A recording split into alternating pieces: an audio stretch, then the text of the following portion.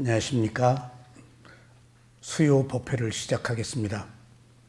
오늘도 교재 12연기어 위파사나 161쪽입니다. 부처님의 가르침은 네 가지 성스러운 진리인 고진멸도 사성제입니다. 고제, 괴로움이 있다와 괴로움의 원인이 집착이다 하는 고제와 집제는 세속의 진리입니다. 세속의 진리에서는 윤회가 끝날 수 없고 깨달음을 얻을 수 없습니다.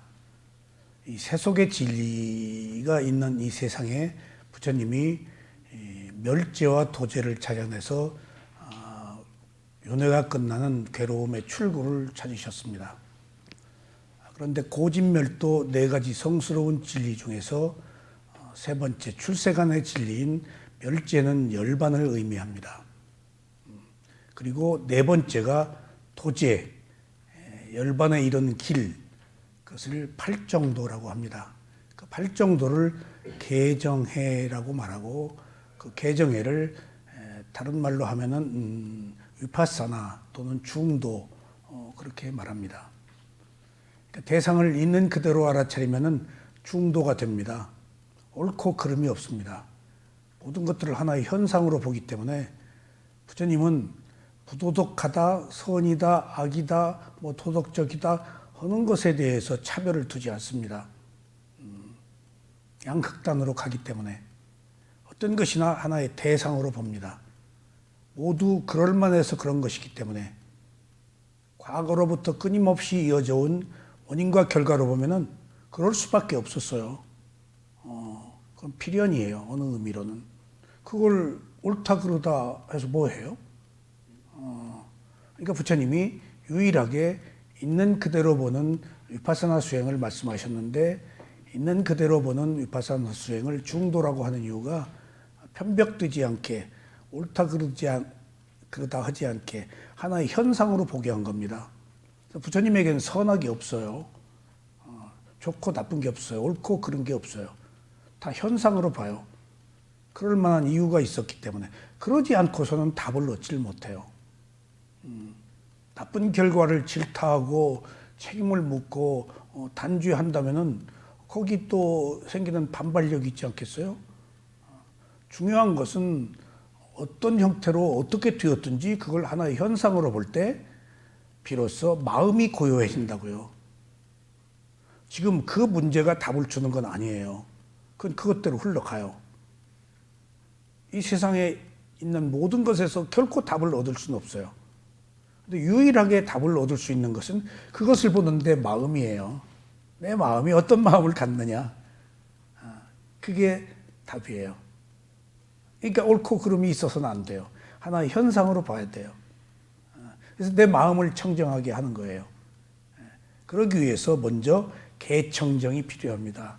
개정회 중에서 개청정이 이제 개울이라는 것을 시일라라고 그러는데 팔리어로 우리가 개하는 그 개는 본성, 습관, 어떤 그 도덕적 의무, 도덕적 실천 그것을 개라고 그래요. 그러니까 우리들이 어떤 본성을 가지고 있다 하는 것은 개에 속하는 거예요. 좋지 않은 본성, 좋은 본성들이 있을 거 아니에요. 그 습관이에요. 그 습관이 축적된 성향이에요. 그게 업의 과보예요. 못 바꿔요. 그러니까 어떤 본성을 가지고 있느냐 하는 것에 있어서 좋은 본성을 갖자는 겁니다. 개는. 그러니까 어떤 비밀 조직, 살인을 위한 비밀 조직, 무슨 주먹들의 비밀 조직 그런 것도 다 일종의 그 나름대로의 개가 있겠죠. 그건 바른 개가 아니죠. 우리가 말하는 바른 개. 근데 여기서 그 개청정은 그 지난 시간에 말씀 나쁜 행동 10가지. 바른 행동이 아니죠. 나쁜 행동 10가지는 몸으로 하는 것 3가지, 입으로 하는 것 3가지, 마음으로 하는 것 3가지를 말씀드려요. 이걸 신구 삼업이라고 그래요. 여기서 업은 의도가 있는 행위를 말합니다. 여기서 행이라고 우리가 말하죠. 행. 3가지 신구 삼업. 행은 뭘까요? 행은 두 가지 뜻이 있어요. 이런 움직임이 있고 의도가 있고, 움직임이 있는 것은 업이 아니에요. 단지 움직임이지. 예. 근데 의도가 있는 것은 의도를 가지고 이게 무의식 중에 했다 하는 것은 업이 아니에요. 의도를 가진 행을 업이라고 그래요. 책임이 안 따라요. 의도가 없으면은. 근데 사실은 무의식은 없어요. 의식이 있는데 나도 모르게 습관적으로 했다 아니면 계획적으로 했다 하는 차이가 있어요. 그러니까 지나가다가 모르고 개미 밟아 죽인 것은 괜찮아요. 의도가 없었기 때문에.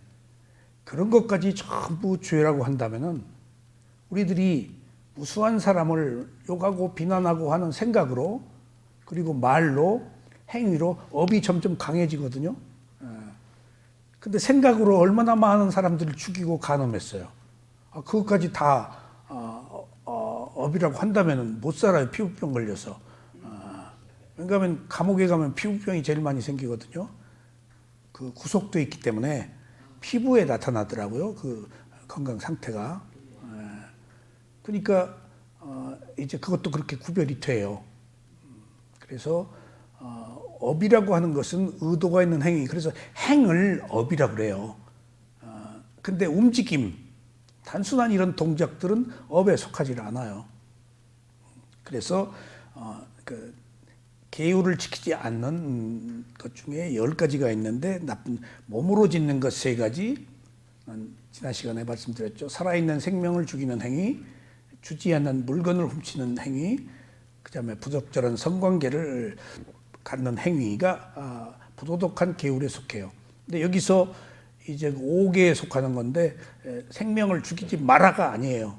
부처님의 가르침은 생명을 죽이는 것을 멀리하라예요. 주지 않는 물건을 훔치지 마라가 아니에요. 주지 않는 물건을 훔치는 것을 멀리하라, 가까이하라, 피하라예요.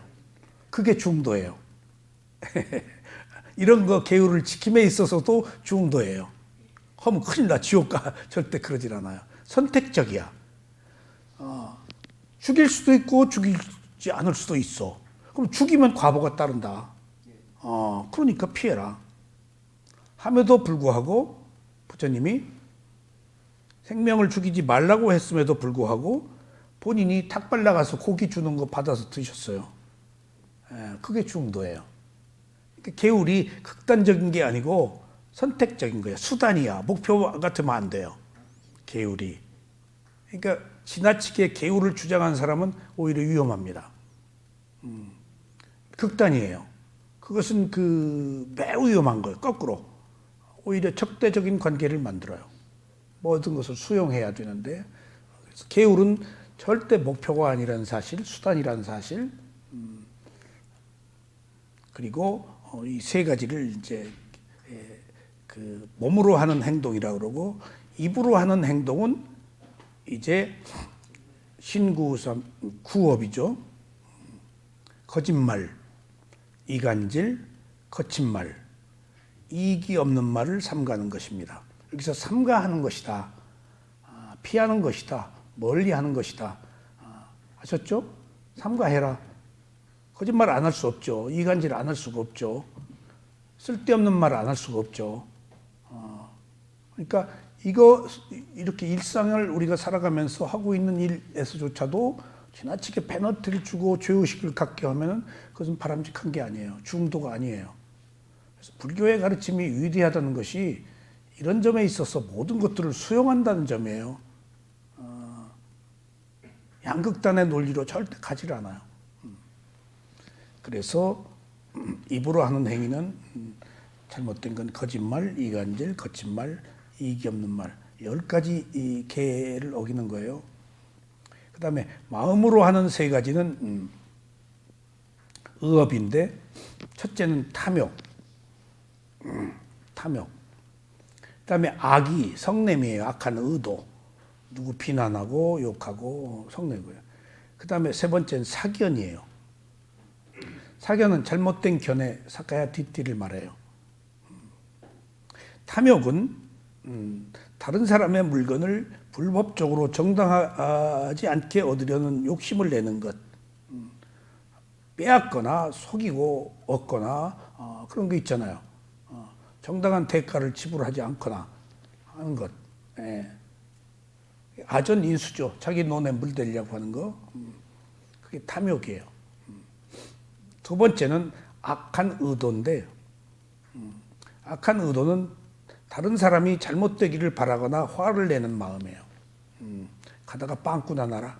저거 안 걸렸는데 아직도 안 죽었네. 우리 이웃 간에 온갖 그 불편한 일로 뭐 개가 짖어도 애들이 울어도 막 화를 내고 그러잖아요. 관용이 없잖아요. 전에 어떤 분이 누구 소개로 왔다고 여기 찾아왔어요. 그래서 어떻게 알고 왔냐, 누가 여기를 가보라고 그래서 왔다고. 그래서 왜 왔냐고 그러니까 층간소음 때문에 상담하러 왔대. 그래서 내가 층간소음까지는 내가 해결할 수 없는 사람인데 하여튼 들어보자고 그때. 죽겠다는 거예요, 이 집에. 그래서 내가 조금 그 사람의, 나도 그 모양에 걸려 넘어져 갔어요. 반스봉을 입고 왔더라고요. 근데 종아리에 털이 그냥 부슬부슬하고, 적어도 긴 바지는 좀 입고 왔어야 되는 게 내 의도인데, 내가 그런 모양에 나도 걸린 거예요. 내가 그렇게 퉁명스러운 사람이 아닌데 조금 말이 퉁명스러웠죠. 그 층간소음 때문에 죽겠다. 그래서 그럼 이사 가시오.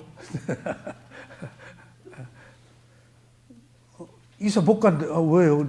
돈이 없어서. 그럼 당하시오.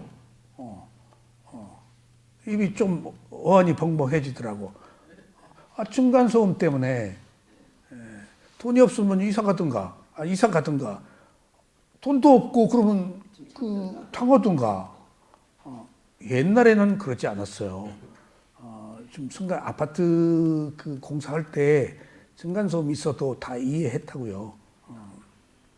근데 이제 갈수록 세태가 삭막해지는 거예요. 에고가 생기고. 그래서 구도자가 나오기가 힘들어요. 그래서 이런 위파사나 수행이 갈수록 더 뿌리를 내리기가 어려워요. 이런 그 중도적 관점을 사람들이 받아들이려고 하지 않아요. 자기 성질을 부려버리는 것을 좋아하지. 그래서 미얀마에서도 2개월이면 미얀마 사람들이 보통 제가자들이 도구를 얻는데, 한 30년 전에 내가 처음 수행 시작했을 때 스승들 얘기는 통역한테 다 들은 이야기죠. 스승들이 그런 얘기 안 하는데, 한국 통역이 여기 사람들 한 2개월이면 다 도구할 열반을 성취한다고. 그런가. 이제 외국인 수행자들은 가물에 콩 나듯이 하나씩 도구를 성취하는 사람도 있겠죠. 근데 몇 년 나중에는 요새는 참 도구를 성취한 사람이 없다. 미얀마도 그렇다는 걸 내가 알았어요. 저도 처음에 수행하는 사람들 심성하고 지금 10년, 20년, 30년 제가 전에 위파사나 수행 우리나라에 처음 했으니까 그때만 해도 사람들이 좀 순수했던 것 같아요. 미얀마에서 수행하러 온 사람들이 다 귀신이 있냐 없냐는 얘기 와서 묻고, 돈수냐 점수냐 묻고, 원효대사가 아라한이냐고 묻고, 그런 수준밖에 안 됐어요. 매우 그 기초적인 낮은 단계의 정서에 머물러 있었어요. 근데 이제 조금씩 내가 보죠, 이제. 근데 어쨌든지 옛날에는 층간소음도 다 이겨냈는데 자아가 강해지니까 이제 못 견디는 거예요. 그리고 자꾸 그 매스 미디어에서 그 층간소음으로 문제가 생기니까 이제 자기가 자각을 한 거예요. 잠자고 있던 정신을 언론이 깨준 거예요. 이제 불편하게 만드는 거예요. 이제 그래서 칼부림이 나고 다. 그래서 이분이 좀 뜨악하길래 제가 좀 미안해서 옛날에 제 얘기를 했죠. 내가 50몇 평짜리 아파트에 살 때 안방하고 침실방하고 이렇게 그 가운데 화장실이 있고 침실방에 딱 들어가서 밤에 자려고 그러면 위층에서 피아노 소리가 들리더라. 근데 그 이제 그 옛날이니까 그래도 불편했어도 근데 물어보니까 고3 수험생인데 피아노. 그러니까 이제 자면서 이것이 피아노를 안 치면 이거 지금 대학교 들어가서 왜 피아노도 안 치고 있어. 마음이 바뀌더라고요. 에. 그러니까 그런 일이 있었다. 뭐 어쨌든지 제가 그 아파트 베란다에 댄시오바도라고 그 구간 전서구 제가 후쿠오카 서울 레이스 비행기에다가 비둘기 실어서 날리는데 제가 후쿠오카 서울 레이스에서 1등 했어요. 비둘기 협회가 있어요. 아시아 피존 레이싱 어소시에이션이라고 세계 기구가 있어요. 아시아 기구가 그게 대만이 굉장히 세요. 그리고 프랑스, 벨기 이런 데가 굉장히 세고 족보가 다 있어요. 제가 일본 오따라는 사람한테 비둘기 한 마리에 100만 엔을 주고 3마리를 샀으니까 경주에서 1등 먹어요. 경마처럼. 온갖 이제 근데 아파트 베란다에다가 비둘기 이게 전서구예요. 다 자기 족보가 있어요. 링이 있고 기록이 다 있고 어쨌든지 계속 뭐 오산부터 날려서 뭐 대전 어디까지 계속 또 훈련을 시켜요. 이게 날림 돌아오는 가까운 데부터. 그러니까 그 옛날 그 통신용이었잖아요. 족보가 다 있어요. 전쟁할 때 그 통신용으로. 근데 그 비둘기를 키는지라는데 우리 어머니가 워낙 그 이제 덕이 있으시고 동네 사람들한테 아파트 단지 다 저 어머니를 그렇게 존경하고 그래가지고 우리 비둘기가 다른 집 장독대에 빠져서 죽었던 사실도 있어요. 그래서 못 먹었잖아요. 그 집 장독대 간장. 근데 그 나중에 들었어요. 얘기 컴플레인 안 했어요. 어쨌거나 옛날에 그런 얘기를 제가 해주면서 내가 생각하기엔 그렇다. 응? 아래층에서 쿵쾅쿵쾅 떠든다. 그러면 대한민국 어린이들이 건강하게 잘 운동하고 있구나. 그렇게 생각할 수도 없냐.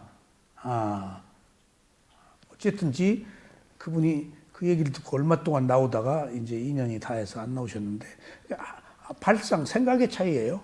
근데 우리는 못 견딘단 말이에요, 그걸. 그래서 여기 악한 의도가 잘못되기를 바라거나 화를 내는 것, 악이. 이게 성냄과 같습니다. 탐욕, 성냄, 어리석음인데 여기서는 이것을 탐욕, 악의, 사견 그렇게 말해요. 사견은 어리석음에 속해요. 그러니까 탐진치를 번뇌라고 그러는데 번뇌가 다양한 형태로 이렇게 그때 성냄을 악한 의도라고도 말을 해요. 이미 화를 냈다 그러면 악한 의도가 일어난 거예요. 그래서 마음으로 하는 그 의업, 계율을 어기는 행위에 있어서 첫째는 다른 사람의 물건을 불법으로 정당하지 않게 욕심을 내는 것, 그러니까 임금 안 주고 빼앗고 하는 모든 것들이 탐욕에 속하죠. 그 다음에 이제 욕하고 비난하고 악한 의도를 갖는 것, 그러니까 지금 우리는 눈 뜨면 비난하잖아요. 특히 이데올로기는. 그다음에 눈 뜨면 언론은 부정적인 문제를 끄집어내서 사람들을 흥분시키잖아요. 농담이 아닙니다. 그래서 매스 미디어에 우리가 의해서 놀아난 수도 있어요. 그래서 그 옛날에 제가 매스 미디어를 대학교 다닐 때 좀 강의를 들었었는데 유명한 분한테 그 시대 그 어느 신문사 논설위에 넣으신 그분께서 현대인의 의식 수준은 매스 미디어 그 이상도 이하도 아니다. 전부 매스 미디어로 본 정보를 가지고 판단하고 결론을 내린다. 자기 결론 아니다. 그 지적 수준이 없다. 언론이 주는 수준에서 흥분하고 있다. 라고 그래서 제가 그 그때 젊어서 또 다른 모신문사 아주 가깝게 지는 논설위원하고 가족처럼 지낼 정도로 가까웠어요. 참 좋으신 분인데 내가 술을 먹으면서 선생님, 입법, 사법, 행정의 제4부가 언론인데 지금 신문이 지금 이거 뭐 하는 짓입니까? 그랬더니 네 몰랐다. 야, 그때는 부수 타이틀 뽑아가지고 그때 조간석관이 옛날에 있었어요. 타이틀이 크면은 신문이 많이 팔려요. 전부 집에 가면 신문 사봤잖아요. 그래서 타이틀로 몇 부 올렸느냐. 그러면 이제 그 타이틀을 뽑을 때 이제 그 판매하는 파트에서 몇 부 뽑아라고 그 주문을 한대요. 타이틀 보고 이슈 보고 몇 부 팔릴 수 있는지를 아는 거예요. 그러니까 그래서 그 얘기를 듣고 네 몰랐다.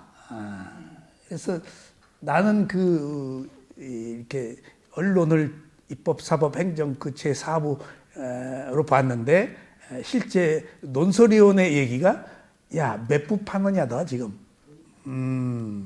뭐 그런 실제한 리얼리티를 듣고 세상은 겉보기와 실제가 다르다 하는 것들을 알 수가 있었어요. 그래서 악한 의도는 이제 눈만 뜨면 비난하잖아요.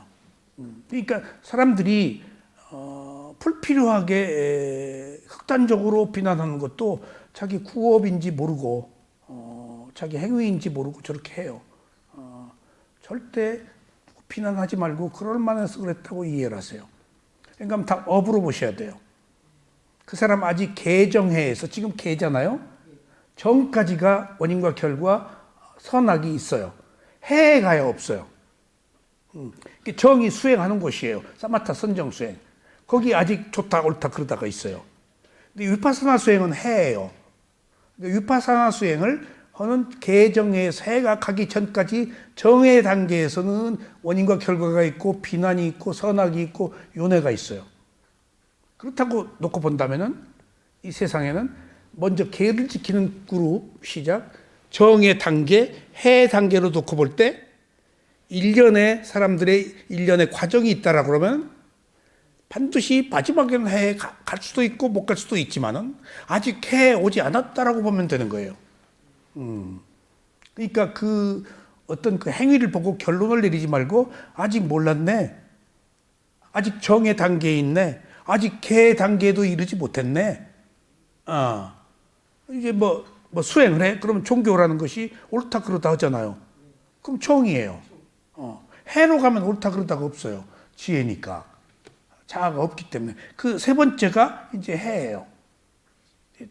두 번째가 이제 정이고. 그래서 악한 의도라는 것은 누가 비난할 게 없다고요. 아직 그 사람 단계예요.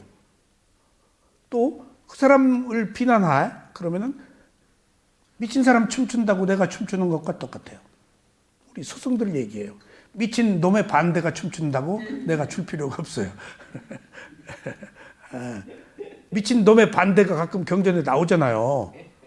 정신 이상자가 빨가벗고 부처님 춤추고 부처님하고 사립을 있는데 법회하는데 갔어요.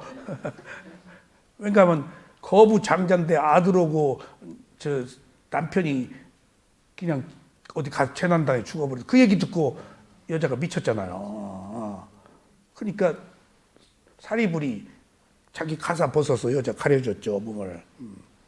그리고 이제 거기를 찾아간 게 인연이야, 이 사람이. 거기 가니까 이제 부처님 하니까 다섯 곳이 앉아 들었네.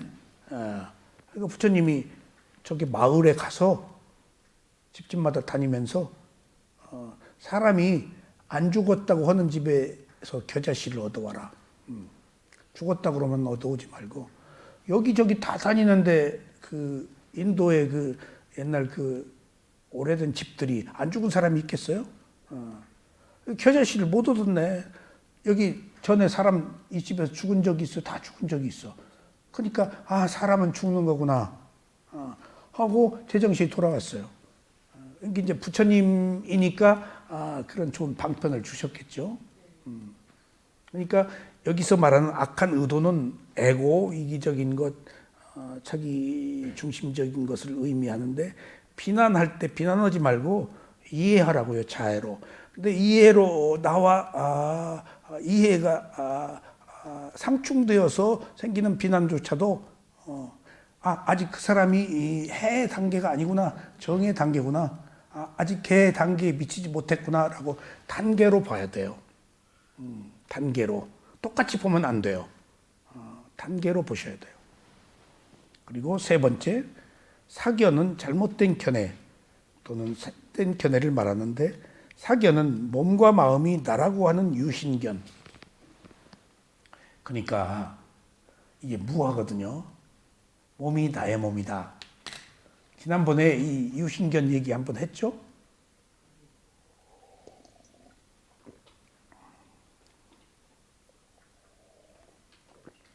몸은 있어요, 없어요? 있어요? 근데 유신은 있다고요.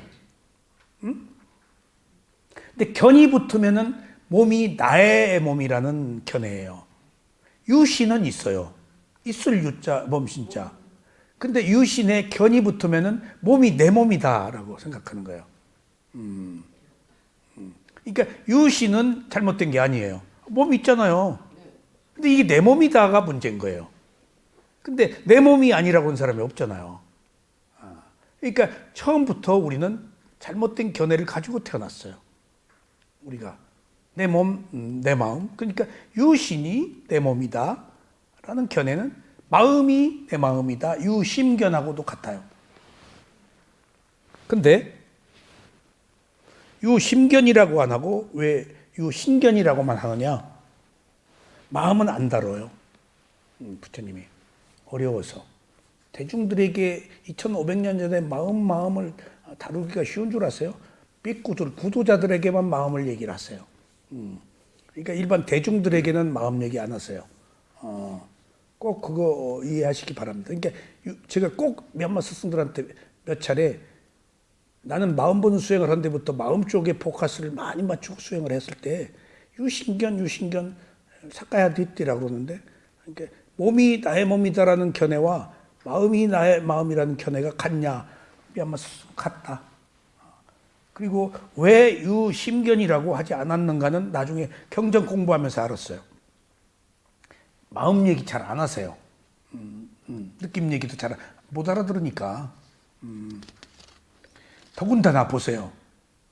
몸이 내 몸이 아니라는 거, 이것도 받아들이는데 마음이 내 마음이 아니라고 그러면 미친 소리 한다고, 미친 소리 너나 잘해 그러고 도망가죠. 마음 얘기 안 다룬다. 시대적으로. 그래서 나라고 생각하는 유신견, 모든 것이 항상하다는 상견. 그러니까 잘못된 견해가 유신견, 내 몸이다. 그리고 영원하다. 항상 상자 상견. 이게 누가 항상하다고 할까요? 힌두교. 아트만. 항상상. 그래서 환생이란 말이 나온 거예요. 그 환생이 거기서 나왔어요. 부처님은 그 매 순간 새로운 생명이 무상고부하니까, 그리고 다음 생에는 재생이다. 근데 항상 하니까 환생이야. 그게 힌두교 교리예요. 그것이 대승불교의 교리예요. 힌두교를 받아들여가지고, 그래서 대승이 이제 그 부파불교가 생겨서 파가 떨어져 나와가지고 마하야나 대승이 생길 때 이제 이렇게 된 이유가 있어요. 지장보살이다, 뭐 관세음보살이다, 문수보살이다가 실제하지 않는 인물이거든요. 그 다음에 그 참나, 지나, 주인공이라는 것은 무아와 완전히 반대되는 것이거든요. 근데 힌두교들, 신을 믿는 종교인 힌두교도들을 설득하기 위해서 다 나온 방편들이에요. 그러니까 지장보살은 단 한 사람도 깨달음을 얻지 못하면 나는 안 오겠다. 그게 부처님 수준이거든요. 누구도. 그러니까 부처님 수준의 어떤 마인드를 가진 사람을 의인화해서 하나 만드는 거예요. 박디라고 그래서 이제 힌두교에도 그 박디 그런 사상이 있거든요. 그러니까 그 보살 사상으로 보디사트바, 보살이란 말이 붓다가 되기를 서운은 세운 굉장히 높은 단계의 구도자예요. 덕을 쌓는 사람들이에요. 붓다가 되기 이전에 붓다를 보살이라고 그래요. 보살께서는 그래서 아직 깨달음 얻기 전이에요. 그리고 나서 깨달음 얻은 뒤에는 붓다께서는 그렇게 바뀌어요. 그러니까 그것들이 이제 그 전법의 수단으로 재생이 환생이 되고 무아가 지나 무아를 누가 믿겠어요, 힌두교인들이. 그러니까 이제 어떤 그 방법이 생겼는가 하면은 그 무아의 문으로 들어가서 진화에 이른다 라고 한 거예요. 그러니까 마지막에는 진화다 해서 힌두교들 포섭하는데 실패했죠. 힌두교들이 안 와버렸어요. 그리고 불교도 없어져 버렸어요. 믹스돼 버렸어. 대승이 없어졌잖아요. 그래서 힌두교화된 것이라서 특별한 교리가 아니에요. 근데 불교보다 더 극단적인 자이나교 같은 데는 지금도 왕성하잖아요. 인도의 그 재벌들, 그 거부 장자들은 다 자이나교예요. 그 사람들은 농사를 못 짓게 해요. 살생 때문에. 그러니까 일찍 상업, 공업 쪽에 눈독을 들였어요. 자이나교가. 그래서 그 발가벗고 뭐 고행하고 하는 그 자이나교도들이 인도의 상권을 다 쥐고 있어요. 그러니까 그런 자이나교도도 더 세력을 확대했는데 위대한 가르침인 불교는 이게 힌두교화 돼 버리는 바람에 칼라가 없어져 버렸어. 그래서 부처님이 힌두교 신중에 하나로 들어가 버렸어요. 다신교니까. 뭐 그건 뭐 불가피한 사항입니다. 그래서 이제 상견은 모든 것이 항상하다는 상견과 거기에 반대되는 것이죠. 죽으면 끝이라는 단견. 그 다음에 이제 잘못된 견에 세 가지가 있는데 세 가지만 말할 수도 있고 하나를 보탤 수도 있는데 무인견, 원인과 결과가 없다. 연기를 부정하는. 근데 불교는 뭐 상견도 단견도 아닌 뭐죠? 불교에서 부처님이 표방하는 것은 항상하지도 않고 이것으로 끝이지도 않는 게 뭐죠? 원인과 결과. 그게 대치되는 게 원인과 결과예요. 하여튼 뭔가 가는 건 있잖아요. 원인이 간다고요. 근데 그것이 똑같은 것은 아니라고요. 또 새로운 것이지. 그러니까 원인과 결과예요. 그래서 12연기가 아니면 안 된다는 거예요. 기본적으로. 그러니까 내가 전생에 내가 아니야. 내가 아니라고 할 수도 없어. 과보가 같잖아. 전혀 다른 생명이야. 근데 원인은 옮겨왔단 말이야. 그래서 원인과 결과가 바탕에 깔리지 않으면 논리가 성립되지가 않아요. 그래서 상견과 단견은 다 극단적인 논리예요. 부정하는 거거든. 항상하지 않아. 윤회가 끝나니까. 그러니까 항상하는 어떤 존재가 있어. 초월적 존재가. 그러면 그 사람은 누가 만들었느냐? 원래 있었다. 원래 있었다는 논리적으로 성립이 안 돼. 어떤 조건에서 만들어졌다가 이해가 되어야 해요.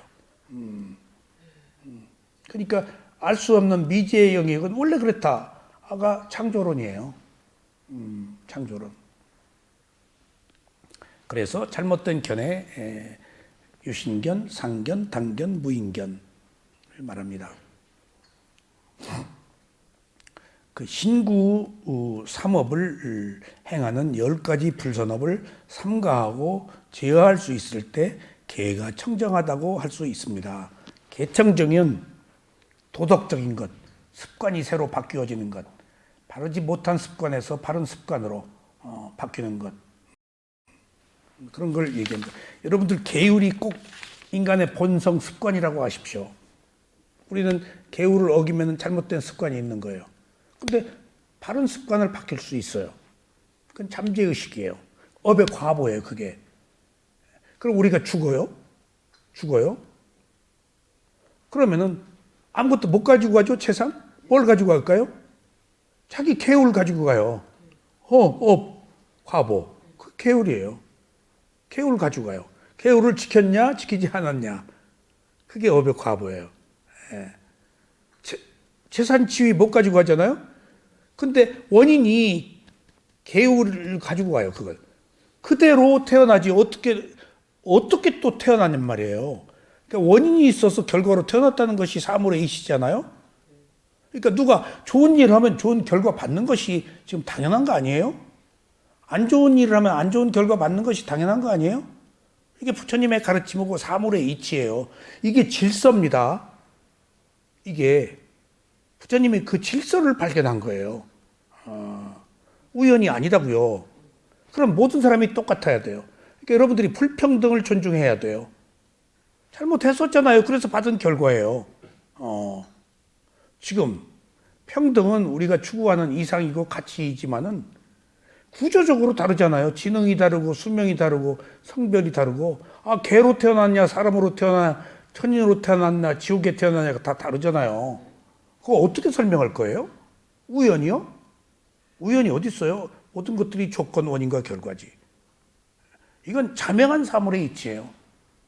그래서 불교가 과학이고 우리가 불교에 귀해야 되는 이유는 어떤 무질서가 아니고 무질서 속에서 질서를 찾아가는 거거든요. 그래서 진구 삼업 10가지를 삼가하는 것을 개가 청정하다고 할 수 있습니다. 이 10가지를 뭐라고 그러는가 하면 사람이 지켜야 하는 계율이라고 그랬어요. 그래서 이걸 10가지를 사람의 계율이라고 그래요. 왜? 여기서 사람의 계율이라고 하는 이유를 말씀드릴게요. 31개의 존재의 세계에서 사람만이 이 계율을 지킬 수가 있어요. 지옥, 축생, 악귀, 아수라 못 지켜요. 선택을 못 해요. 선택을 할 수가 없어요. 선택권이 없어요. 그 다음에 욕계, 색계, 무색계 선택권이 없어요. 그냥 받아놓은 밥상대로만 살아야 돼요. 인간만 선택권이 있어요. 예? 아니, 인간만 행복과 불행이 있어서 깨달을 수가 있는 거예요. 근데 선택권이 있는 인간이 31개의 존재의 세계 중에서 가장 강력한 마음을 가지고 있어요. 그래서 지옥에 갈 수도 있는 마음, 천상에 갈 수도 있는 마음, 인간으로 태어날 수도 있는 마음, 축생으로도 태어날 수 있는 마음, 윤회가 끝난 후 해탈의 자유까지 얻을 수 있어요, 인간은. 그래서 동물들이 인간을 두려워해요. 강력한 마음을 가졌기 때문에. 파장이. 인간만 선택권이 있어요. 인간으로 태어나기가 얼마나 어려운가 하면요. 자, 바닷속에 100년 동안 숨을 안 쉬고 있는 거북이가 보세요. 100년 동안 바닷속에 숨을 안 쉬고 있는 거북이가 숨을 쉬려고 999년 아니지? 99년 364일 365일 때 딱 100년에 한 번씩 거북이가 물 위로 숨을 쉬러 나와요. 자, 이게 1단계, 2단계. 그때 넓은 바다 위에 망망대해에 구멍 뚫린 널판지가 하나 떠다녀요. 근데 100년에 한 번 숨 쉬려고 나왔는데 넓은 바다에 구멍 뚫린 널판지 속으로 목이 나오는 것과 같은 확률이라고 그래서 부처님이. 나는 이걸 장난으로 들었어요. 불교가 좀 지나치다. 근데 수행을 하면서 차츰 그 생각이 맞다. 제가 미얀마에 탁발을 나갈 때 맨발로 가잖아요. 길을 개미들이 가로지르는데 시커먼 개미들이 무리지어서 가는데 그 개미만 해도 수천, 수백만 마리는 될 것 같아. 근데 앞에 비구가 점프 이렇게 얼른 뛰면 나도 똑같이 뛰어야지. 안 뛰고 그냥 가면 그 개미를 밟아. 그럼 개미를 이렇게 모르고 밟은 거니까 개미를 밟으면 가다가 개미가 순간적으로 그 물으면요 가다가 자꾸 가려우니까 발을 막 이렇게 비비고 그러니까 그런 그 개미가 그렇게 야 세상에 개미 그것도 생명이니까 축생이니까 야 여기 60억이 뭐야 인류 60억 여기만 있는 것도 60억도 더 되겠네. 그리고 또 이제 거기서 이제 그 안거를 보내고 계속 머물러 있으면 더위를 감내하기가 힘들어요. 근데 3월달부터 덥기 시작해요. 제가 한번 4월달인가 3월달에 딱 갔어요. 근데 덥기 시작하는데 그러니까 거기 있다가 3월을 맞으면은 괜찮아요. 근데 여기서 3월 춥잖아요. 그리고 몇 마리 딱 갔단 말이에요. 숨을 쉴 수가 없어요. 농담이 아니에요. 숨을 쉴 수가 없어요. 그래가지고 오기는 있지 막 어떻게 할 수가 없어요. 그래 밖에 나와가지고 막 안에는 덥지 뭐 에어컨이 있어 뭐가 있어. 그러니까 그게 바로 못 견디는 환경으로 바뀌니까 거기 있으면 모기 물려도 괜찮은데 바로 가니까 이제 아프단 말이에요. 담요 뒤집어 쓰고 밖으로 나가서 너무 또 더우니까 담요가 또 덥잖아. 하여튼 입 벌리면 입으로 모기가 나더라. 그래가지고 툭하 내가 그 미얀마 이제 우리 그 숙소에 있는 비구 보고 잘 아는 비구가 있어요. 내가 항상 거기 가니까 그러니까 나 죽겠다. 왜 죽겠냐? 더워서 죽겠다. 그랬더니 당신은 그랬더니 괜찮대? 이 더위가 괜찮냐? 괜찮대. 생각하기 나름이지만은 툭하 그랬더니 괜찮대. 그래서 그 사람들이 이렇게 만져보면요 어쩌다가 이렇게 스치면 피부가 차가워요. 차가우려고 노력해. 그래서 여기 딴낙하 뭐 바르는 거 있죠? 이게 차갑게 하는 거예요. 뭐 부드럽게도 하지만은 이 정말 싸해요 이거. 차갑게 하는 거. 미얀마 사람들이 얼굴에 바르잖아요. 나무 이렇게 갈아가지고 딴낙하.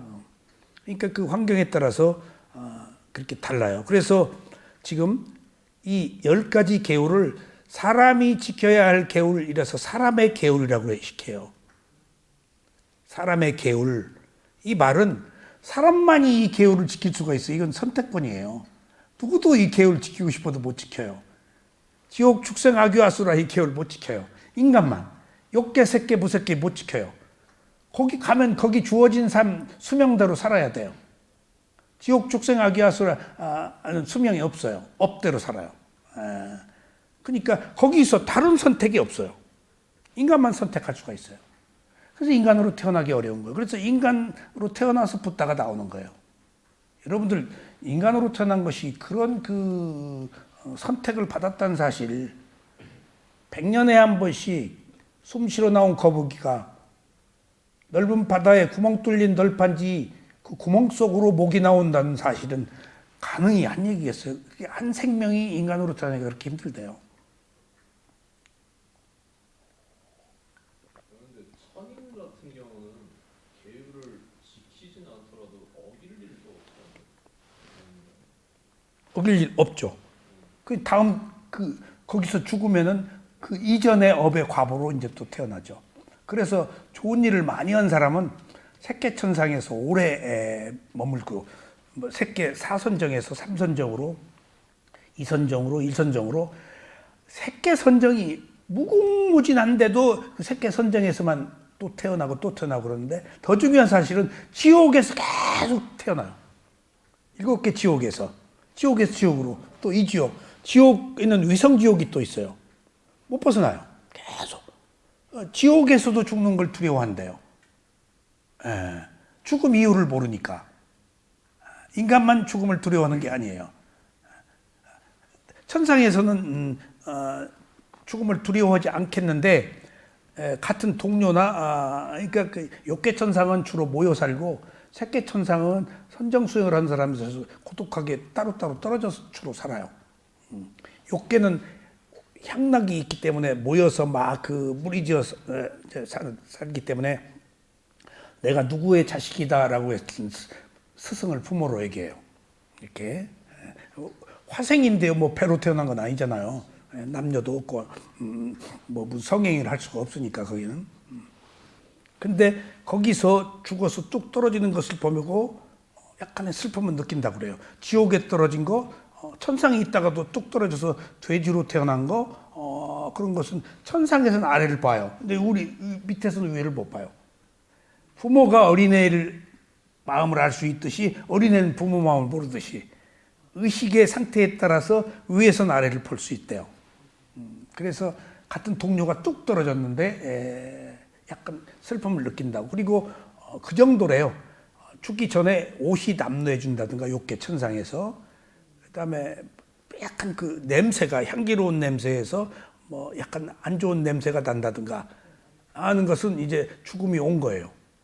그러면 이제 그 상태에 따라서 떨어지죠. 그래서 미얀마에서는 돼지가 꿀꿀거리면 천상에 계시다가 여기 와서 고생하시네 라고 그렇게 얘기들 해요. 미얀마 스님한테 그 얘기를 들었어요. 그래서 이 10가지는 사람의 계율이라고 말합니다.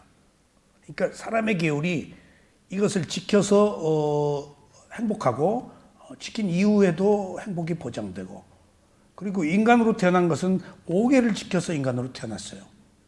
5계를. 다 태어난 조건들이 있어요. 선정은 사마타 선정 수행에서 태어났어요. 몇 선정이냐에 따라서 몇 선정이에요. 그런데 이제 들은 바로는 욕계천상도 선한 일을 한 사람들이 꼭 불교도만 선한 일을 했겠어요? 이슬람, 기독교, 뭐 농부 다 있겠죠?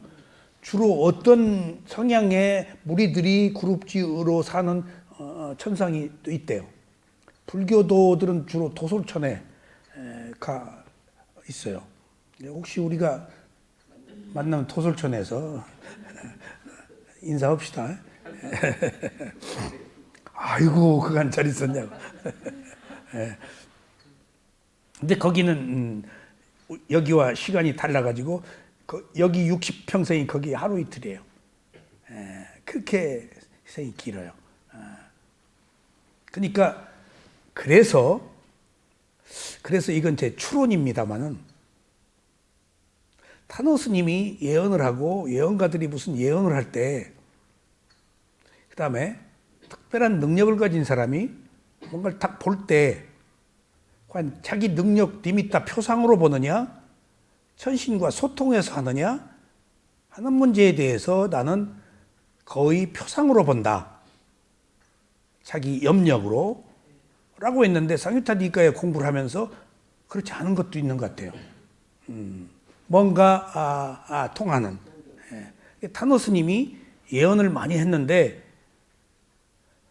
뭐 법문할 때 하신 예언이 아니고 어디가 누구 만날 때 쑥쑥 한마디 하신대요. 한마디 쓱. 앞으로 뭐 어떻겠다. 대한민국이 여자 총리가 나오고 여자 대통령이 나오고 있다. 40년 전에. 그때는 상상을 못 하는 거예요. 남북 통일 된다? 근데 불장난 좀 하겠네? 근데 천안 아래로는 안전해? 또. 근데 통일이 쉽지는 않아. 근데 돼. 그리고 울진 삼척 공비 6.25 전쟁 나는 거 다 맞췄잖아요. 그건 개미 싸우는 거 보고 또 맞추셨다고. 그러니까 쓱쓱 한마디씩 하는 거 보면은 뭔가 소통하는 그런 그 오신통에 누진통까지 있는 신통한 사람들이 있잖아요. 그러니까 뭔가 그쪽에 개발된 사람들이 영매와 소통할 수 있다. 근데 그 영매, 소통한 영매가 선한 영매냐 선하지 못한 영매에 따라서 또 전혀 달라. 거짓말할 수도 있어요. 샤만들도 자기 표상으로 볼 수도 있고, 그러니까 샤만들이 하는 얘기가 다 지금 지나간 거 다 얘기하는 거예요. 지나간 거 얘기하는 거예요. 미래에 올 거 얘기를 하는데 정확히 안 맞아요. 그러니까 지나간 건 다 기억 속에 있으니까 그거 꺼내보는 힘이 있지.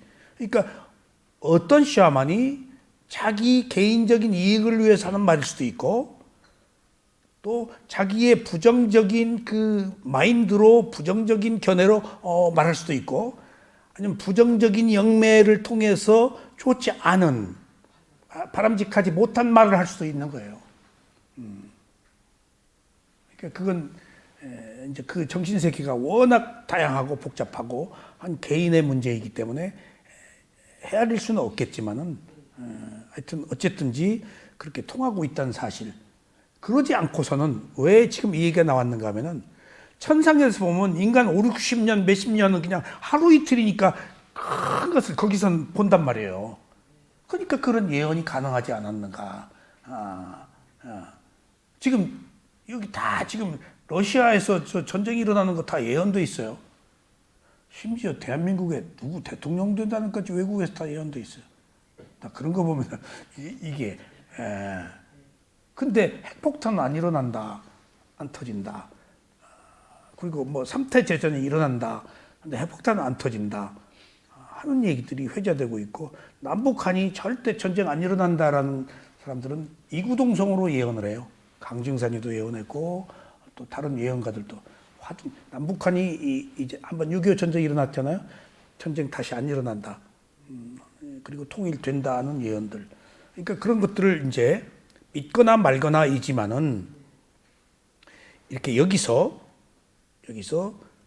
인간만이 가질 수 있는 이런 계율, 그리고 31개의 존재 세계에서 천상과 인간의 시간이 그렇게 다르기 때문에 인간 60평생을 사는 게 천상의 하루 이틀이라고 본다면은 인간계의 세속의 거대한 시간의 흐름을 천상에서 쉽게 보고 느낄 수 있지 않겠는가 하는 것들을 미루어 이제 상상도 해봅니다. 그런데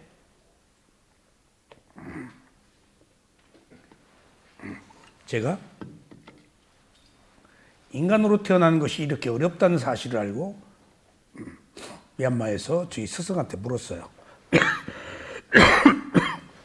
괜찮아요. 사람으로 태어나서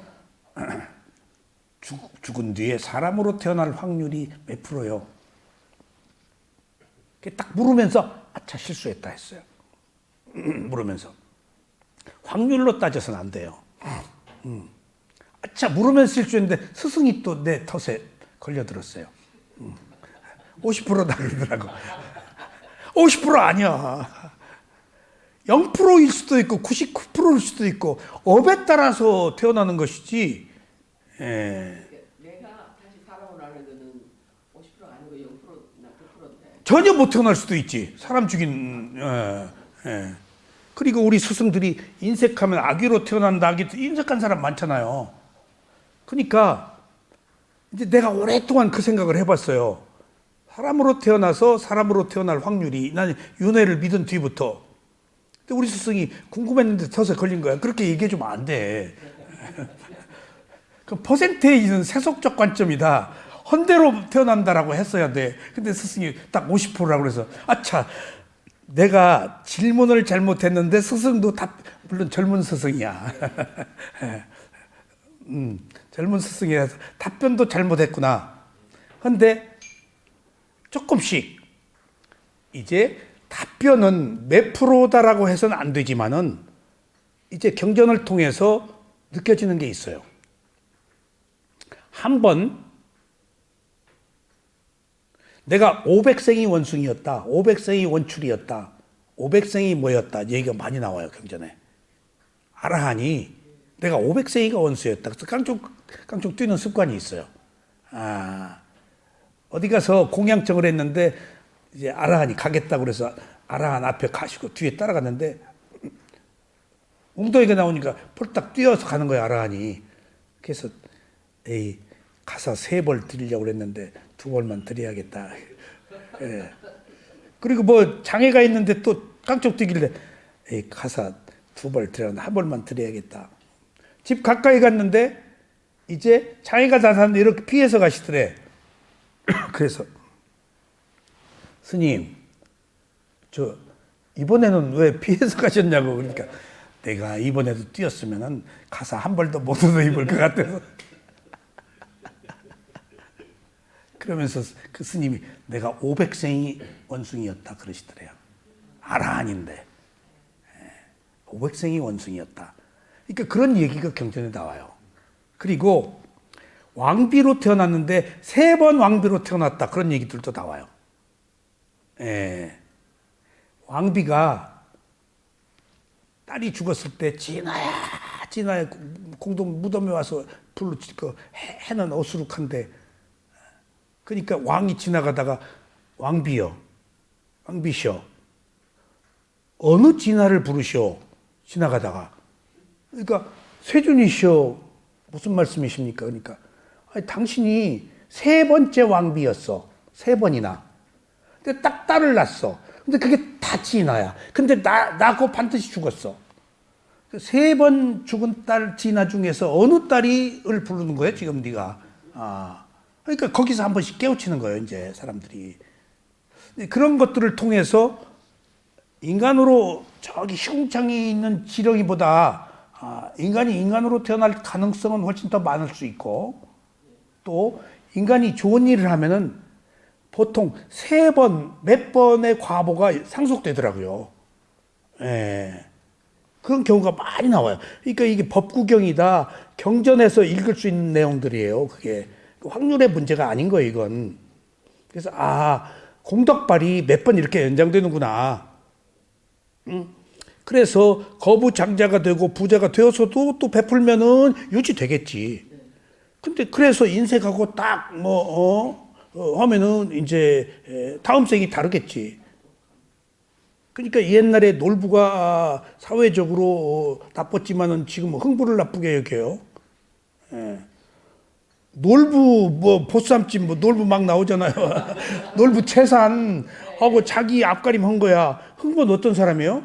자식을 죽으로 das어요. 먹고 세종대왕 같이 먹고 죽으로 다 가지고 어디로 밥을 빌려 가요? 형 집에. 형수 씨가 어떻게 해요? 주걱으로 따귀를 때려요. 그러니까 흥부 여기 있는 밥을 이렇게 뜯어 먹어요. 흥부가 지금 무능의 대명사 아니에요. 그 흥부는 시대가 옛날에 지금 춘향이도요. 현대 문학에서는 귀족에 편승하려는 서민의 야욕으로 봐요. 자기 딸을 이도령한테 이렇게 그렇듯이 가치관은 변합니다만은 어쨌든지 10가지 계율은 인간이 지켜야 될 계율에서 사람의 계율이라 그렇게 한다. 그러니까 이것은 반드시 지켜야 된다. 기본이다. 이것이 습관이고 도덕이고 나를 막아서 보호하는 것이기 때문에 나를 막아서 보호한다는 사실이 굉장히 중요합니다. 제가 오래전부터 이런 측면에서 보면은 어디 장관에 올라갔어, 뭐에 올라갔어 한 사람들 있죠? 그러면 이제 추적하잖아요, 사람들이. 자동차 교통 위반한 거, 적십자비 안 낸 거, 주소 이전 학생 때문에 한 거 다 나온단 말이에요. 근데 내가 이렇게 봐요. 계율을 많이 안 지킨 사람은 똥침 막대가 돼서 되지도 못하고 그냥 온갖 욕만 먹고 무너지죠. 떨어지죠. 근데 그 중에 되는 사람도 있고 떨어진 사람도 있잖아요. 그 계율의 문제예요. 계율의 문제예요. 계율이 있는 사람들은 통과해요.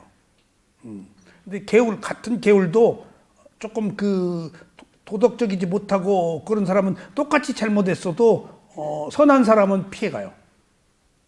그래서 이것이 푸대자루에 송곳이 삐져 나오는 것과 같은 거예요. 어느 때 계율이 드러나요.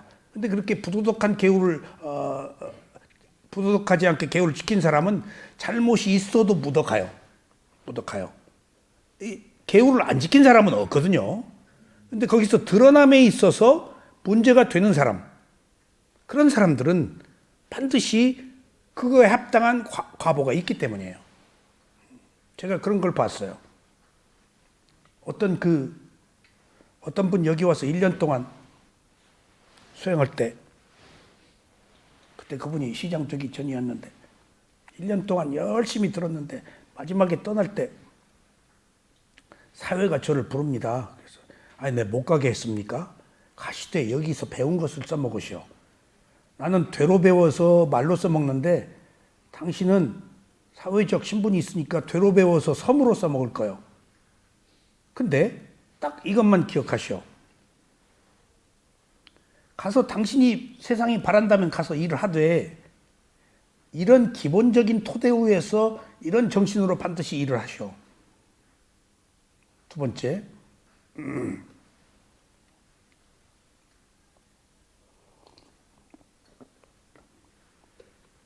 나는 젊어서부터 좌충우돌하고 너무 일탈을 하고 영어 하라 그러면 미제국주의자 거라서 영어를 외우냐고 되지 못하게. 우리 어머니가 한문 배워라 한문 배워라 내가 국문과를 들어갔는데도 그때 한문이 좀 딸려서 한문 좀 배울 걸.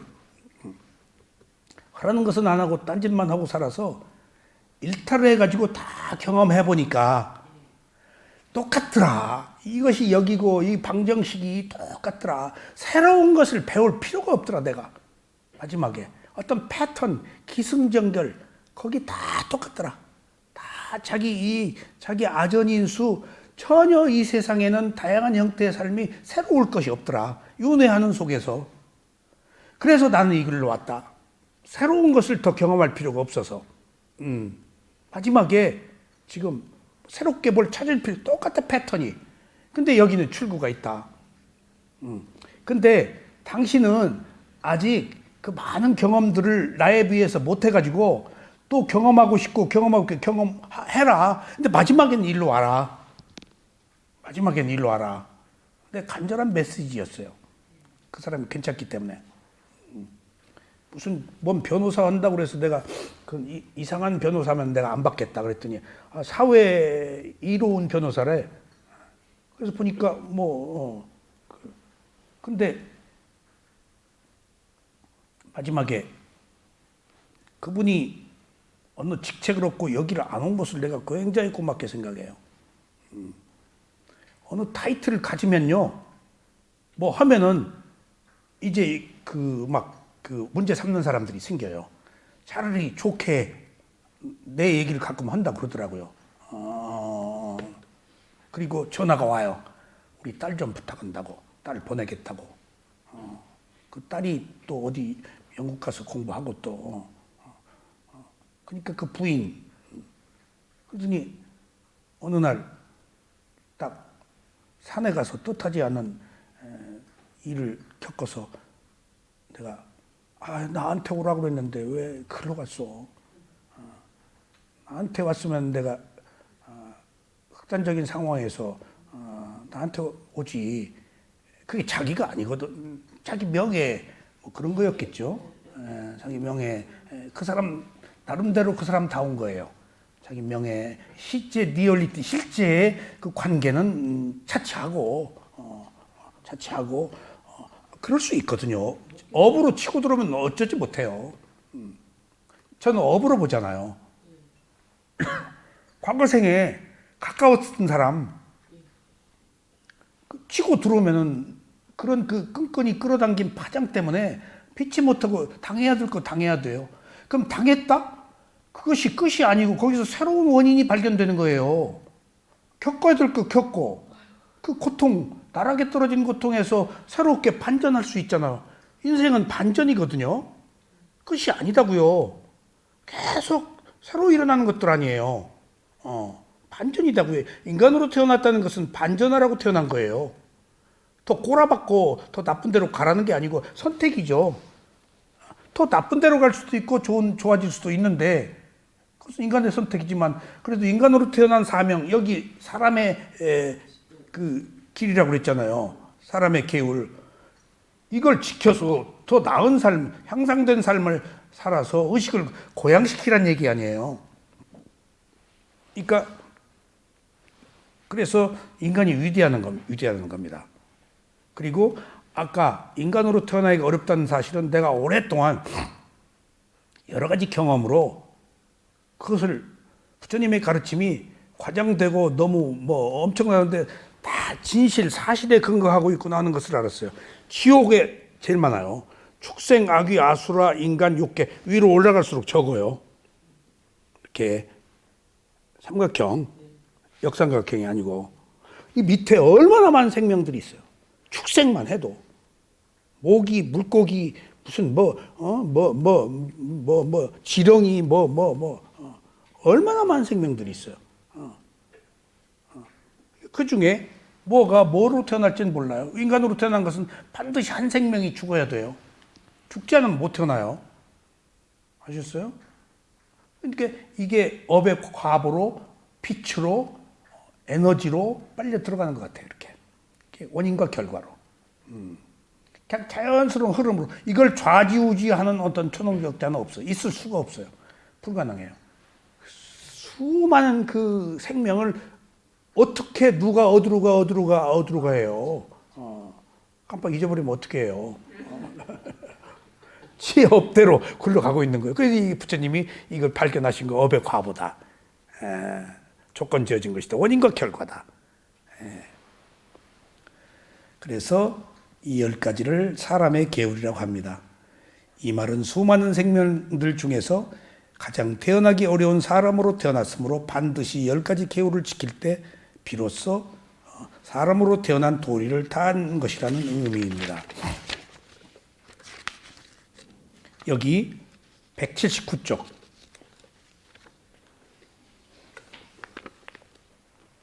제가 주의를 하나 붙였어요. 10가지 계율을 지킬 때 비로소 사람으로 태어난 도리를 다하는 것이라는 의미입니다. 부처님께서 인간으로 태어나기 어려운 것이라고 말씀하셨습니다. 예를 들자면 인도의 넓은 땅이 모두 바다라고 했을 때 그 바다에 구멍이 뚫린 널판지 하나가 떠다닌다고 하자. 이때 거북이가 200년이네.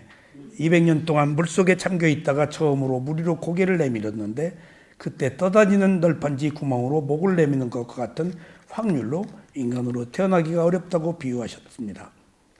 윤회하는 생명이 사는 지옥, 축생, 아귀, 아수라, 인간, 욕계, 색계, 무색계, 세계 안에 살고 있는 생명체들이 얼마나 많은지 알 수가 없습니다. 살아있는 곤충만 해도 상상을 초월하고는 숫자라고 볼 때 인간은 그 중에 60억에 불과한 매주 극소수의 존재입니다. 부처님께서 인간으로 태어난다는 것은 세상에 있는 흙의 양만큼 많은 생명들 중에서 부처님의 엄지손가락 위에 있는 흙의 양만큼 아주 작은 경우라고 했습니다. 또 이런 비유도 있어요. 세상에 흙이 많이 있죠? 손톱 위에 있는 이 흙이 인간들이다.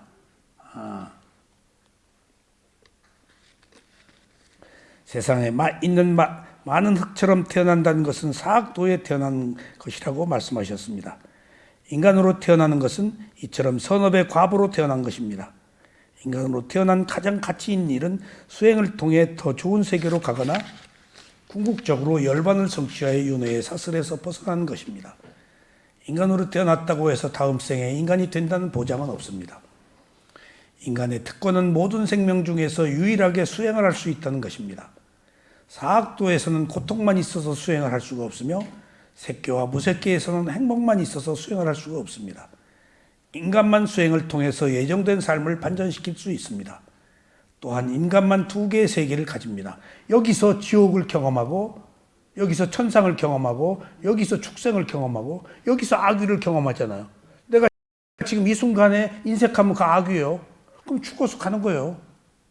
여기서 잔인하고 살생하면 지금 여기서 내가 지옥이야. 죽어서 지옥으로 가. 근데 혹자들은 지옥이 없고 그거 없다 하는데 그 잘못돼. 그러면 나쁜 짓 하고 과보를 안 받아? 그럼 박살지. 탄견이야 그건. 지은 대로 받는다는 것이 사물의 이치야. 그러니까 모든 사람들이 다 각기 다른 재능과 각기 다른 환경에서 각기 다른 능력으로 각기 다른 수명을 가지고 각기 다른 성취를 하는 게 뭐냐고요. 이게 업이라고요. 그거 인정해야지. 예? 한 뱃속에서 태어났는데 다르잖아요. 업이에요 그게. 이것을 부정하면 안 돼요. 그러니까 우리들의 불평등, 우리들의 불합리한 거, 이것은 업으로 인해 생긴 과오이기 때문에 기꺼이 받아들이고 나는 그 불평등을 동조하지 않고 내가 평등하게 하는 것은 그 이후의 문제예요. 근데 태어난 조건은 불평등이에요. 불평등할 수밖에 없어요. 그 어떻게 지은 대로 받는 건데? 부처님은 선업의 공덕을 쌓고 오랫동안 부따로 태어난 선업의 공덕을 쌓아서 어디에서 태어났냐고요? 역대 부따는 브라흐마 크샤트리아 최고급 계급에서 태어나요. 어디 막국간에서 안 태어나요. 논리적으로 설명 안 돼요. 최고급 그래가지고 최고급 향락을 다 즐기고요. 그래야 알지. 반드시 결혼을 해요. 최고급 향락을 뭐 궁녀가 한두 명이겠어요? 그리고 최고급 전쟁 그 기술을 익혀요. 그리고 우파니샤드, 베다 이거 다 공부해요. 시, 문학, 전쟁, 기회 뭐 전부 거기서 이제 모든 것들을 섭렵하고 이제 세상의 그 무의미함을 안 거예요. 이제 그러니까 반드시 결혼했다는 사실. 결혼하지 않으면 부따가 못 돼요. 반드시 아들을 낳아야 돼요. 반드시 아들을 낳아야 돼요. 그런 것들이 25번의 부차에 똑같은 기록들이 있어요. 다. 그래서 우연히 되는 게 아니고 어떤 조건들이 에 의해서 되는 것이구나.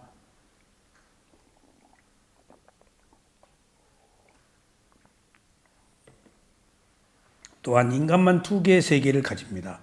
현재 자신이 고통을 느끼면 죽어서 그 고통의 세계로 가며 현재 행복을 느끼면 죽어서 행복한 세계로 갑니다.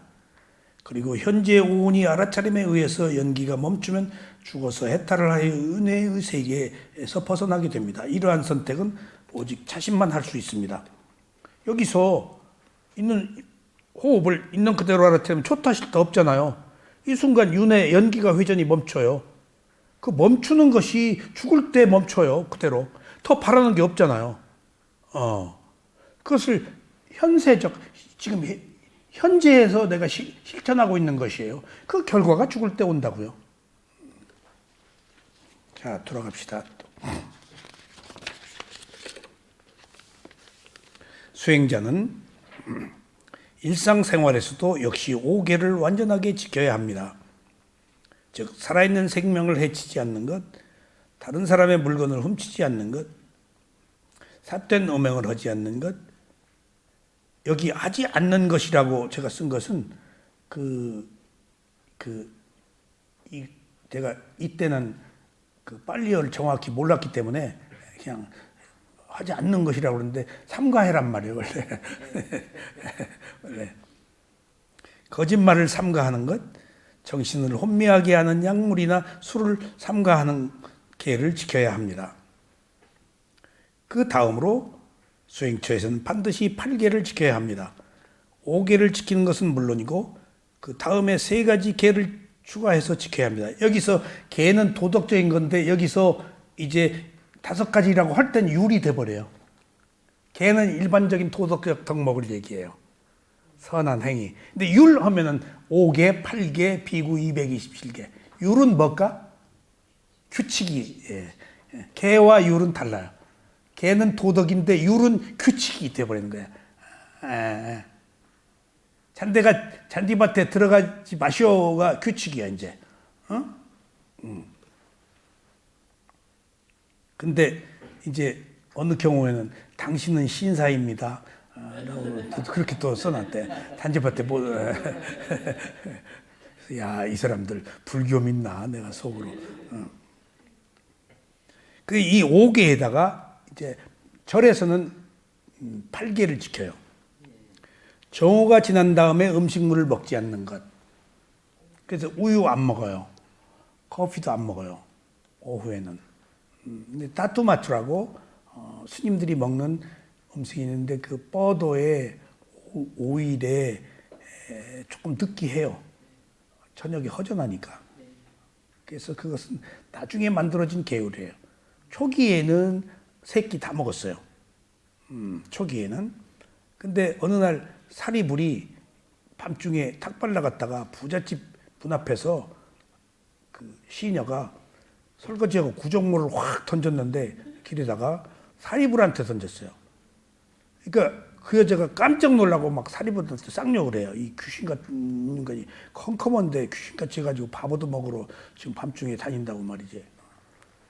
그 말을 부처님이 듣고 오후에 부처님이 이렇게 원칙적인 사람이 아니고 계율이 이렇게 합리적으로 만들어져요.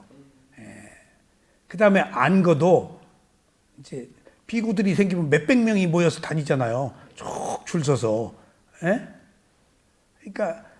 그러니까 뭐 부잣집 가느냐, 가난한 집 가느냐, 뭐 그런 문제도 다 나중에 차례 걸치라고 무조건 7집을 다녀라 하는 말도 거기 생겨요.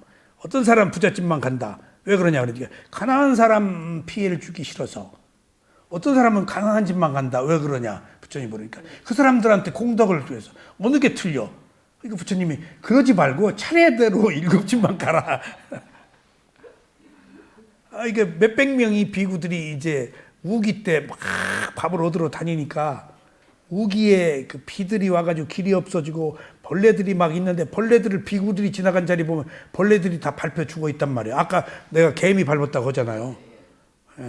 그러니까 앞에 누가 비구가 깡총 탁발 나갈 때 앞을 보고 땅을 안 보거든요. 깡총 뛰면 나도 뛰어야지. 깡총 잘못 뛰면 소똥 밟아요. 뭐 벌레를 밟는다든가 돌멩이를 밟는다든가. 그러니까 자이나교에서 불교를 피나 자이나교의 영향을 많이 받아요. 불교가 계율에 있어서는. 자이나교가 저것들 비구들이 돌아다니면서 살생을 저렇게 한다.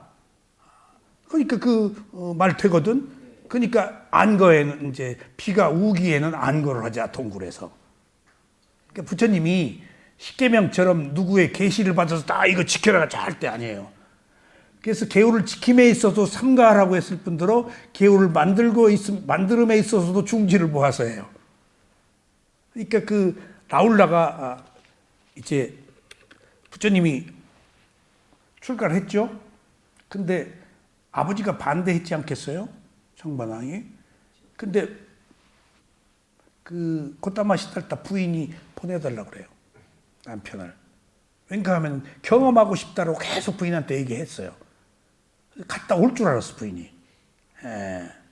근데 안 오고 이제 붓다가 된 거예요. 근데 붓다가 뭔지를 모르잖아요. 붓다가 방문을 했잖아요, 왕궁에. 커튼으로 봤겠죠. 그 미어지는 가슴, 그 영화 하나 안 만드나? 오매불망 그 남편이 탁 밝은 모습으로 탁 왔어. 그 딱 제자들 데리고 비구들. 그러니까 이제 저기 라울라를 불러. 너 가서 아버지한테 유산을 달라고 그래라. 그러니까 부모는 유산을 주도록 돼 있어요. 왕이면은. 그러니까 그 얘기는 아버지 족쇄 채워가지고 이제 여기 유산 달라고 그러면은 이제 그 왕이 그런 어떤 여기 좀 머물게 하고 싶었던 마음이 있었겠죠. 하여튼 그건 부인의 마음이니까. 그러니까 이제 그 얘기를 가만히 또 아버지 이제 세존이시여 했겠지. 유산을 주십시오. 지 엄마가 시킨 대로 했다고. 가만히 듣고 있지. 밥 먹고 이제 부처님이 이제 일어나서 자기 그 수행처로 가는데 바로를 딱 주잖아요. 라울라한테. 듣고 이제 왕궁 문 밖에까지 가는데 달라고 하네. 나가도 달라고 하네. 그냥 길에 그냥 바로 들고 종종 엄마 때문에 완전히 바로 들고 따라가. 그리고 자기 처소에 가서 사리불한테 얘 출가시키라고 그랬대. 삼위 계주라고. 그러니까 그 소식을 들은 할아버지 정반왕이 막 와가지고 부처님한테 이럴 수가 없다. 붓다도 가시고 라울라까지 가면 왕위는 누가 개성하냐. 나중에 붓다가 사촌한테 주라 그래요. 왕위 개성을. 그리고 왕비들 다. 그리고 그 석가족이 멸망하는 것을 붓다가 세 번째 길에 터줬잖아요. 2번 막았는데 세 번째 자기 업으로 안 되니까 그냥 터줘요. 그래서 붓다도 어떻게 뭘 하는 분이 아니에요. 그러니까 정반항이 와가지고 그러니까 이럴 수가 없다. 어린애를 부모, 보호자 동의 없이 어떻게 개를 주냐. 그 부처님이 알았다 그러고 그 뒤부터 부모 동의가 없으면 못 줘요. 그런 식으로 계율이 다 만들어졌지 인위적으로 뭐 다 어떤 그 원칙을 위해서 만드는 거 아니에요. 다 수행자의 근기를 돕고 그 도덕적 삶을 살 수 있도록 어떤 규범을 만드는 것이지 제약하기 위해서 만드는 건 아니에요. 예. 그래서 정오가 지나지 않으면 음식을 먹지 않는 것이 6번째. 가무, 지장, 향수 등을 사용하지 않는 것. 그 다음에 높고 사치스러운 침상을 사용하지 않는 것. 그래서 이것이 그 승가에서 지켜야 될 그 계율이에요. 예. 기본적으로 일반 제가자는 5계를 지키고 절로 갔으면은 거기 일단 비구가 아니더라도 제가자 거길 출입해서 생활할 때는 3가지 계가 포함돼요. 이와 같이 삼가는 것이 계의 청정입니다. 여기서 그래서 제가 여기서 음악회 뭐 이런 것을 하지 않는 이유도 음악 가무를 못하도록 돼 있어요. 그리고 향수 뭐 강한 거 뿌리지 못하는 거 그것도 그 계율에 어긋나요. 그리고 제가 그 쇠오민에 갔을 때 마음을 알아차리는 수행을 3번 거절당하고 제가 4년 만에 거기 갔는데 안 받아주더라고요. 근데 너무 열악해서 안 받아줬어요. 아주 시골에 그냥 옆에 그 늪지에서 거머리가 다 법당에 올라와서 한 번은 이렇게 보니까 옆에 비구가 나를 지적하더라고. 보니까 이 발목에 거머리가 피를 많이 뜯어먹어가지고 그렇게 꿈틀꿈틀 올라와요. 그 물에서 자라는 뭐 미나리 같은 거 넓적한 이파리가 있는 거 거기서 그렇게 올라왔더라고요. 근데 바닥이 뭐 그냥 막 모래가 있고 2층인데 어떻게 부시라는 건지 2층에 스님이 방구 꾸면 아래로 뻥하고 모래가 떨어지고 그러니까 그 좋은 환경에서 수행하다가 안 좋은데 가서 하려니까 그것도 힘들더라고요. 그리고 좋은 데 있었을 땐 모기장이 다 있었는데 1인용 거기 가니까 모기장을 못 치게 해요. 1인용 모기장이 없어요. 그냥 견뎌야 돼요. 딱 소리 나면 한국 사람이에요. 그 사람들은 안 때려요. 이렇게 쫓지. 근데 그 바닥이 죽겠어. 그 물컷들이 물리고. 근데 그 한국 수행자가 3명 있었는데 처음으로 뚫은 거예요. 거기를 마음 보는 수행체를 처음으로. 그러니까 우리가 딱 했는지 한국 수행자 한 분이 침대를 이제 우리를 보시를 하겠다고. 침대가 싸요. 거기 나무가 많은 데니까 그렇게 비싼 침대가 아니고 나무 침대에 이제 쿠션 놓고 자면 되는데. 근데 1개월이 지나도 세오미 사도가 답변을 하는 거예요. 이지나 침대 한 달 또 지났는데 침대 답변을 안 하는 거예요. 그러니까 이게 통역이 가서 자꾸 시자한테 한국 비구들 침대에 누가 도네이션 하겠다는데 답변을 안 하시는 거야. 그러니까 조금 지났을 때 가서 물었는데 우리가 다 갔지 이제. 다 갔더니 사도가 딱 통역이 얘기를 하는데 침대를 보시를 하겠다 그런다. 우리가 돈 주고 사는 줄 알았어. 비구가 돈을 손대면 안 되거든. 그럼 돈 주고 사면 거기다 놓고 나오지 우리가 갖고 나와? 근데 이 침대를 한국 수행자가 보시를 하려고 그런다 그랬더니 누가 보시를 하냐? 여기 통역으로는 누가 보시를 하려고 한다. 근데 가만히 생각하더니 고개 끄덕이시더라고. 그래 침대. 그리고 돈을 우리가 모아서 2,000불인가를 모아서 법당 지으라고 2,000불인가를 모아서 드렸어. 그리고 이제 통역이 가지고 있는 거야. 비군이야 통역이. 그래서 이제 우리가 좀 낯 좀 내고 싶어서 얻어먹고 그 가르침을 받는데 뭐 좀 낯 좀 내고 싶고 보답을 하고 싶어서 자꾸 돈 드렸냐고 그러는데 법당 짓는데 안 드렸대. 그래서 왜 안 드렸냐. 시자가 안 받고 기다리라고 그러는데. 그래서 우리가 또 쫓아갔지. 갔더니 비구가 돈을 손대는 돈을 받을 수가 없는 거야. 그래서 그 통역한테 다 맡겨놓은 돈이다. 그런데도 사야도가 고개를 끄덕 이렇게만 하면 되는데. 그러더니 시자가 이제 우리는 이게 돈 좀 받아주십시오. 그 시자가 이제 사야도는 다 계율을 어긴 돈이다 이거야. 쉽게 말하면 비구들이 외국이니까 그대로 두었지. 미얀마 비구들이 돈 만졌다고 그러면 못 벗겨버려요. 여자하고 한 방에 둘이 있어도 못 벗겨버려요. 문을 열거나 여자 둘이 들어가야 돼요. 그런 룰이 있어요. 옆에 가서 절대 붙잡으면 안 돼요. 그러니까 시자가 제안을 하더라고. 그거 담마용에 쓰지 말고, 그러니까 뭔가 법당을, 신성한 법당을 짓는데 그런 돈이 조금 걸리신 것 같아. 그러니까 공양간, 식당 짓는데 그 돈을 쓰면 어떻겠냐 그러니까 그때 사야도가 껐더라고. 돈 2,000불 드리는데 어떻게 그 힘들었는지. 나중에 들려오는 이야기로는 그 앞에 길 닦는 데 썼다고 그러시더라고. 그 콘크리트 깎는데. 그러니까 그런 것들이 다 계율이 청정하기 때문에 마음이 청정하고 그래서 그 사람들이 깨끗해요.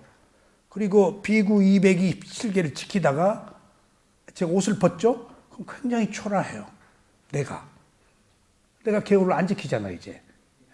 그 옷 자체가 그 어떤 승가라는 규범이 주는 그 어떤 그 끈끈한 힘이 있잖아요. 그 파워가. 그리고 미얀마 스님들이 옷 벗은 나를 보고 또 못 보겠다 추해서 다시 입어라. 또 다시 입어라. 또 주지 줄 테니까 또 와서 비구해라. 또 뭐 그러시기도 하셨어요. 만달레이 쪽에서는. 그런 것처럼 계율은 막아서 보호하는 것이지 결코 우리를 괴롭히기 위한 것이 아니다. 그리고 우리가 계율 안에 있을 때 편안하고 행복하다. 그리고 뭔가 그 불행을 막아준다. 선한 과보니까. 그런 의미에서 앞에 제일 먼저 도덕적인 마음이 전제되어야 그 다음에 마음이 청정해진다. 심청정. 그러니까 개청정이 있으면 다음에 마음이 청정해진다. 마음이 청정해지면 견해가 심청정. 이제 다음에 견청정. 이제 보이는 거예요. 바른 것이. 일련의 과정의 시작은 계율이다. 도덕이다. 그런 의미로 오늘 개청정을 마치고 다음 시간에는 심청정을 말씀드리겠습니다. 감사합니다.